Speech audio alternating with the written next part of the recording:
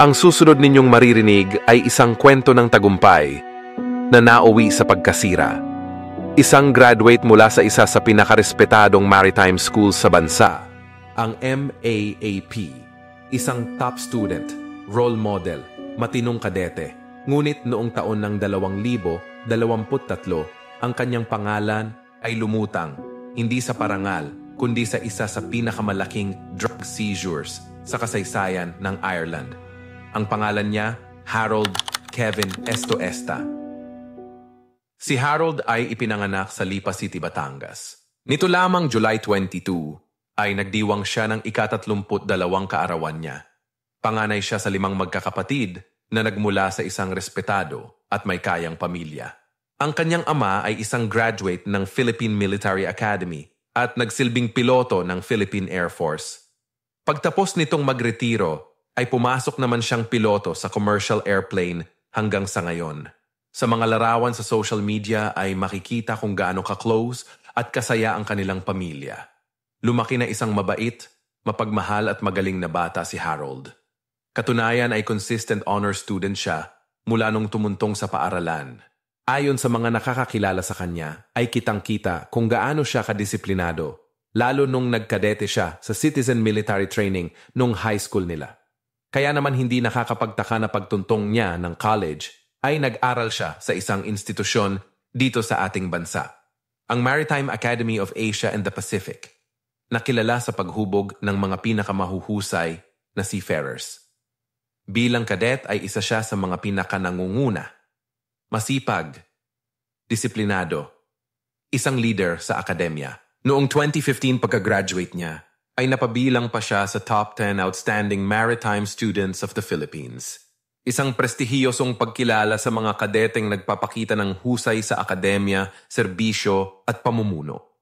Sa kanyang suot na uniforme na to nung kadete pa lang siya, ay makikita sa kanyang decorations na isa rin siyang Dean's Lister at Honor Board member. Naging deputy commander din siya sa kanilang klase. Ang pangalawa sa pinakamataas, base naman sa kanyang chevron o insignia. Ibig sabihin nito nung nag-aaral pa lang siya sa college, ay talagang masasabi ng malayo ang mararating niya sa buhay balang araw dahil sa kanyang kakayahan. Pagdating naman sa kanyang personal na buhay, lalo na sa kanyang love life, ay hindi rin siya papahuli. Mayroon din siyang nobya na karelasyon niya sa loob ng halos 6 na taon na ngayon. Sa kanilang mga public posts ay bakas ang saya ng kanilang pagmamahalan. Katunayan ay engaged na rin sila at nag-aantay na lang ng tamang pagkakataon upang makapagpakasal. Ngunit isang malaking pagsubok ang dumating sa kanila. Isang pagsubok na nagdulot ng wala ng kasiguruhan sa kanilang dalawa. Dahil noong September 2023, 8 taon matapos siyang kilalanin bilang huwarang kadete, ay nasangkot ang kanyang pangalan sa pinakamalaking shipment na nasabat ng Ireland authorities sa kanilang karagatan. Lulan ito ng isang cargo vessel na nagngangalang MV Matthew, ang barkong sinasakyan ni Harold. Mahigit 2.2 tonelada ng cocaine na may halagang tinatayang 157 million euros o katumbas ng mahigit 9 billion pesos. Ngunit paano nangyari ang lahat at bakit nadamay siya rito? Mula nung nakatapos siya sa college, ay nakapagtrabaho siya sa iba't ibang kumpanya sa loob at labas ng bansa. Pero 1 taon bago yon, noong 2022, ay nag-update daw siya ng kanyang LinkedIn profile. Nilagay niya rito ang open to work. Kaya posible na may nag-contact na isang kumpanya at tumanggap sa kanya. Dahil sa kanyang Facebook post naman noong simula ng September 2023, habang ang caption ay Dubai, UAE, ay sinabi niya rito ang naging meeting niya sa mga ship owners na nangangahulugan kung gaano na-impressed ang mga ito at nabigyan pa siya agad ng spot promotion dahil sa ipinakita niyang husay. Ilang araw lang nung buwan din na yon, ay naganap ang malaking dagok sa kanyang buhay at karera. Isa si Harold sa mga crew ng MV Matthew na dating MV Honmon, isang malaking bulk carrier na naka-flag o nakarehistro sa Panama. Nominal na pag-aari ito ng Marshall Islands-based na Matthew Maritime Incorporated at nag-iisang barko lamang nila. Pero ayon sa court documents, ang tunay na control ay hawak ng isang Dubai-based firm na Symphony Marine. Ang ganitong setup daw ay para itago ang tunay na may-ari at gawing mas komplikado ang investigasyon. Sa unang tingin, ang barkong ito ay nagdadala ng mga lehitimong kargamento sa iba't ibang bansa, lalo na sa parting Europa. Pero ang tunay na pakay ay magdala ng napakaraming shipments. Sinasabing karamihan sa mga crew members nito ay pinili at inimbitahan sa Dubai para sa isang interview at pinangakuan ng malaking bayad o sahod. Pinili talaga nila ang mga may karanasan at magagamit ang kakayahan sa pagbabarko. Isa nga rito ay si Harold. Siguro nung unang pumasok siya dito ay wala siyang kaalam-alam sa lihim na transaksyon ng barkong to. Ayon pa sa isang comment, hindi naman siya magpo-post na nasa Dubai siya kung alam niyang ganun ang sistema ng kanyang company. Matagal na daw palang under surveillance ng mga otoridad ang barkong MV Matthew dahil sa kahina-hinalang mga biyahe nito noon pa. Noong September 2023 ay lumayag ito mula Curacao, Guyana, isang islang bansa sa Caribbean Sea na bahagi ng Kingdom of the Netherlands. Lulan ng nasabing barko ang 25 crew members mula sa iba't ibang bahagi ng mundo na mga kasama ni Harold. Pero sa bilang na yon ay may isang walang karanasan o kakayahan sa barko pero sa cabin room natutulog na ang pangalan ay Kumali Osgen.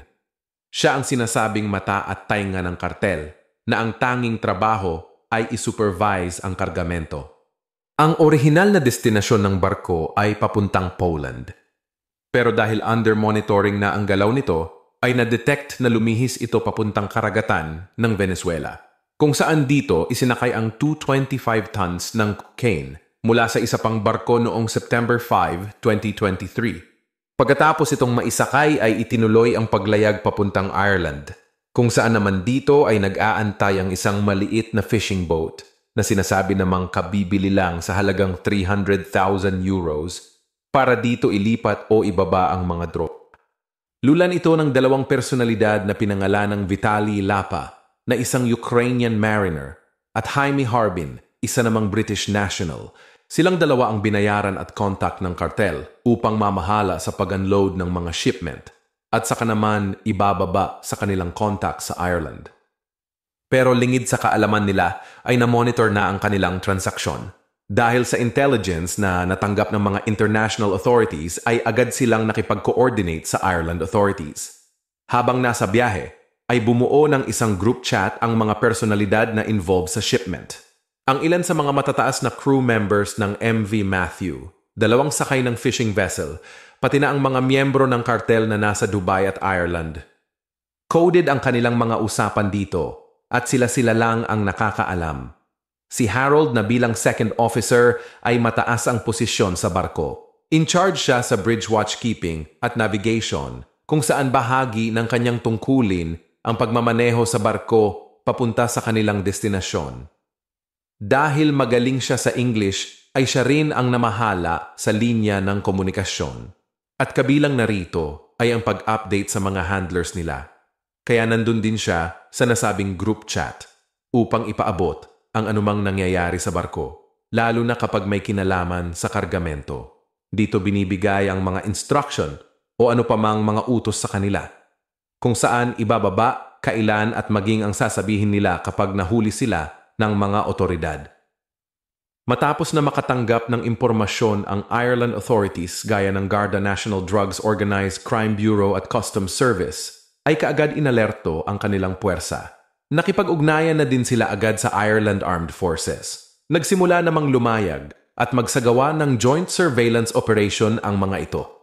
Inantay nilang makapasok sa karagatang sakop nila ang MV Matthew dahil wala pa silang alam kung saan eksaktong ibababa ang mga pinaghihinalaang ilegal na kargamento. Kaya ang layunin nila nung mga oras na yon ay maaktuhan o makuha talaga sa pag-iingat nila ang mga yon. Maingat sila sa kanilang mga aksyon at inanticipate ang anumang posibleng mangyari. Kagaya ng baka biglang itapon sa dagat ang mga items o di kaya ay mag-iba sila ng direksyon. Pagdating ng gabi ng September 23, 2023, ay nakapasok na sa karagatan ng Ireland ang MV Matthew. Plano nilang makalapit kung saan andun ang contact nilang fishing vessel. Kaya nga lamang ay masama ang panahon, maalon at madilim, kaya nahirapan sila. Lalo ang fishing vessel na paglilipatan nila ng karga ay nahirapan din ng husto. Nagkaroon pa ng mechanical at communication problem, kaya hindi sila nakarating sa pinag-usapang lugar. Natapos ang isang gabi na nagpalayag-layag lang sila, nag-aantay ng walang nangyari. Kinaumagahan ay muli nilang sinubukan ang panibagong plano, pati na ang bagong tagpuan nila. Nakahanda na ang lahat, pati ang mga kargang ay nasa deck na rin. Kinuhanan pa ito ng larawan ng ship captain at sinend sa kanilang group chat para ipakita sa kartel na nakahanda na ang mga ito. At inaantay na lang ang paglapit ng fishing vessel. Pero umabot na lang ang hapon ay muli na namang nagkaproblema sa isa nitong makina. Habang lumalayag sila, ay sumadsad pa sila sa mababaw na bahagi ng dagat. Inabot sila dito ng gabi nang hindi nakaalis dahil na rin sa hampas pa ng mga alon. Kaya wala na silang nagawa kundi ang magpadala na ng distress call na natanggap naman ng nagpapatrolyang Coast Guard. Pinuntahan sila at nirescue ng mga ito gamit ang chopper, saka isinakay ng Navy patrol vessel. Doon na tuluyang napurnada ang nakatakdang pagkikita nila ng MV Matthew. Nawala na rin ng kontak sa kanila ang grupo ni na Harold, kaya lumayag na lang sila nang tila nag-aantay o nag-iisip ng paraan. Ang kapitan naman nila ay nakaramdam na may masamang mangyayari sa kanila o malapit na silang mahuli, kaya nag-isip siya ng paraan. Nagkunwari siyang may malubhang sakit para makatawag ng health emergency upang ma-rescue siya. Hanggang sa nakarating ito sa Coast Guard, kaya siya ay pinuntahan sakay ng helicopter at dinala sa ospital. Dala ni Kapitan ang 2 suitcase at 3 mobile phones. Isa sa mga phones na to ang ginamit niya sa pakikipag-communicate sa kartel, kaya nakumpiska sa kanya. Nung binuksan ang dala niyang suitcase ay nakuha ang mga laman nitong pera na nagkakahalaga ng 53,000 euro o katumbas ng halagang 3.3 million pesos. Agad naman siyang inaresto habang binabantayan sa ospital. Dahil wala na ang kapitan ng barko, ay pumalit naman sa kanya ang isang second officer na nagngangalang Vitaly Vlasoy. Nung mga sandali namang yon ay patuloy nang nakabuntot sa kanila ang barko ng Irish Navy. Napagtanto nilang ang contact na fishing vessel ang nagpadala ng distress call, kaya nagdesisyon na ang cartel boss na i-load na ang mga cocaine sa lifeboat at imaneho ito ng crew palayo sa barko. Naisakay naman lahat ng cocaine sa lifeboat pero hindi nila ito na ibaba sa dagat. September 25 ay nagbigay ng instruction ang cartel boss na ibaba na ang lifeboat. Nasa 13 nautical miles ang layo nila sa Ireland, kaya naniniwala silang nasa labas na sila ng jurisdiction at hindi na pwedeng pakialaman o lapitan ng Irish Navy. Pero sa huli ay nalaman na sakop pa rin sila ng tinatawag na contiguous water o extension water territory ng Ireland. Kaya hindi natuloy ang plano. Nung mga sandali namang yon, ay kinakabahan na ang mga sakay nito na patuloy na nakikipag-usap sa cartel na nasa group chat para sa kanilang advice. Dito na nagsalita ang customs officer na nasa Navy ship at inutusan ng MV Matthew na dumiretso sa pantalan ng Cork City. Pero hindi sila sumunod. Kinaumagahan naman ng September 26 ay muling nagradyo ang Navy ship na gustong sumampa ng mga tauhan nila sa barko. Pero mas binilisan ng MV Matthew ang takbo nila para makalabas ng teritoryo. Dahil ito lang ang paraan upang hindi makaakyat ang mga otoridad. Napansin naman ng Navy na palayo ang direksyon nila. Kaya idineklara na nilang isa na itong hot pursuit. Pakinggan natin ang ilan sa naging palitan ng usapan ng Irish Navy at ng NASA MV Matthew. Be advised, we are now in a hot pursuit situation. Over. You are obstructing a customs officer in conducting their duty, which carries a maximum penalty of 5 years in prison on an indictment conviction. We are requesting that you alter your course to starboard to a safe course, a more direct route to Cork immediately. Over. I have fired a warning shot. Do you understand? Over. Irish Warship, please don't fire at us. We are not in contagious zone, nor your local jurisdiction. Can you advise if you are in hot pursuit of us because we are commercial vessels? Please do not endanger our safety. Our convention and the law of the sea applies. We are in hot pursuit. You will not comply with my orders. I will now issue a further warning shot. Maririnig naman sa usapan ang tono ng salita na sumasagot mula sa MV Matthew. Si Harold na ang kasalukuyang nakikipag-usap sa mga otoridad. Matapos ang usapan na yon, ay hindi pa rin nagbago ang bilis ng pagtakbo ng kanilang makina. Napagtanto na rin ng mga crew na hindi na sila lulubayan ng mga humahabol sa kanila. Hanggang sa may dumating na rin na military helicopter sa ibabaw nila, sakay ang mga tauhan ng Army Rangers Wing. Nakahanda na silang lumusob kapag nagbigay ng order ang kanilang commander. Kaya ang mga crew ng MV Matthew ay muli na ring humingi ng advice sa group chat kung anong gagawin. Dito na nagdesisyon ang mga cartel boss na sirain na ang mga ebidensya. Kabilang na rito ang pag-dispose sa mga communication device gaya ng cellphones at iba pa. Pero bago pa man nila tuluyang nagawa yon, ay umatake na rin ang Army Rangers mula sa helicopter. Isa-isa silang bumaba at nakahanda na sa anumang aksyon na mangyayari. Mabuti na lamang at wala na ring nagtangkapang lumaban mula sa mga crew. Naabutan pa ng mga army na bahagya ng umapoy ang sinunog na mga na nasa loob ng lifeboat. Matapos mapatay ang apoy, ay tuluyan nang na-recover ang lahat ng ito. Agad nilang dinala ang barko sa pinakamalapit na pantalan habang patuloy ang isinasagawang search operation para sa iba pang mga ebidensya. Ang lahat naman ng mga crew ay inipon sa isang grupo kung saan 6 sa kanila ang agad na pinusasan kabilang na si Harold. Ang operasyon ay tinawag na pinakamalaking drug bust sa kasaysayan ng Ireland. Bukod sa hindi na tuluyang nasira ang mga ay na-recover pa rin nila ang ilan sa kanilang phones. Bagamat ang ilan ay naitapon na, na-delete na din ang lahat ng mga usapan dito o group chat. Pagdating at matapos na maproseso ay tuluyan nang na-file ang kaso laban sa 8 katao. 6 mula sa MV Matthew at 2 naman ang mula sa fishing vessel. Isinampa laban sa kanila ang kasong possession of cocaine for sale or supply. Sa una ay nag-deny silang lahat at kanya-kanyang gawa ng dahilan o palusot. Sinabi ni Harold na spare parts lang daw ang alam niyang karga nila. Sumunod lang daw siya sa utos ng mga boss sa Dubai, kaya hindi niya alam ang totoo. Kwento pa niya na bagong sakay lang daw siya. At nung nakita niyang may nagkakarga na mga armadong lalaki sa barko, ay natakot daw siya kung magsusumbong siya.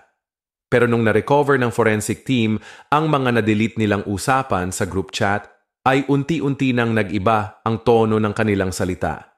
Noong February 2025 ay tuluyan na silang nag-plead guilty, kabilang na si Harold. Hindi kasi naniwala ang korte sa kanya dahil na-discover na kasama siya sa WhatsApp group chat ng mga deck officers, kung saan doon ibinibigay ang mga instructions galing sa mga boss. Siya din daw ang tumanggap ng utos mula sa mga kasamahan habang nasa bridge. Ayon sa mga ulat, siya ay may kaalaman sa routing, pagbabago ng direksyon at monitoring habang isinasagawa ang ilegal na operasyon. Siya rin daw ang direktang nakipag-usap sa Irish Navy Patrol. Ayon pa sa mga autoridad, bahagi si Harold ng crew ng barkong ito. At hindi lang basta crew, kundi second officer. Isang posisyon ng mataas na tiwala at responsibilidad sa barko. Kaya alam niya ang kalakaran dito. Dahil sa mga nakitang yon ng korte ay dinagdagan ang kanyang kaso na participation in a criminal organization sa ilalim ng Ireland Criminal Justice Act of 2006. Nito lamang June 2025 ay tuluyan ng hinatulan si Harold ng 18 years sa kulungan, ang pangalawa sa mataas na parusa na ibinigay sa kanila. Nakatakda siyang makalaya sa edad niyang 50. Ang ilan pa sa mga nahatulan ay sina Kumali Osgen na siyang mata ng kartel sa barko. Tumanggap siya ng pinakamahaba na 20 years na pagkakulong. Ang kapitan na si Sohail Jelve, na isang Iranian, Ang pangatlong may pinakamahabang parusa na 17.5 years na pagkakulong. Mayroon siyang mataas na pinag-aralan at magandang record. Isa pa ay may cancer ang kanyang asawa, kaya kinonsidera ng korte ang mga to. Ang pang-apat ay ang third officer na si Said Hassani na binigyan ng 15 years. Ang dalawa naman na Ukrainian crew na sina Vitaly Vasoy ay 16.5 years at si Mikhailo Gavrik ay 14 years. Lahat sila ay maayos ang mga records na pawang nagtapos sa mga kilalang eskwelahan. Ang dalawa namang sakay ng fishing boat na isa ring Ukrainian at UK citizen ay nabigyan ng 14.5 at 13.5 years na pagkakulong. Hindi naman naisama pa ang ibang ordinary crew dahil marahil wala silang alam sa transaksyon o wala sa nasabing group chat. Sa kanilang lahat ay si Harold halos ang pinakabata at mayroon pa sanang mahabang karera. Ngunit ang kanyang karera sa dagat ay tuluyang naputol. Ang pangarap, gumuho. Kaya't ang pagkakaladkad ng kanyang pangalan sa isang international drug operation ay isang dagok, hindi lang sa kanya, kundi sa buong maritime community. Ano ang nagtulak sa isang matalinong graduate na sumuong sa delikadong mundo ng droga? Hindi natin alam ang buong kwento. Walang malinaw na detalye kung paano siya naloko, kung totoo bang napilitan lang siya o kung may matagal na itong koneksyon sa sindikato. Ang malinaw lang, isang maling hakbang ang tuluyang sumira sa kanyang kinabukasan. Ang dating modelong kadete ngayoy nasa likod ng rehas. Ang kwento ni Harold Estoesta ay isang paalala. Nagaano man katalino, kahusay, o kataas ang narating ng isang tao, hindi ito garantiya ng ligtas na kinabukasan. Dahil kung hindi ka mananatiling tapat sa prinsipyo, ang tagumpay ay pwedeng maglaho sa isang iglap. Ang dangal, mas mahalaga sa anumang halaga. Sa mundo ng dagat, may iisang direksyon lang ang mahalaga, ang tuwid na daan.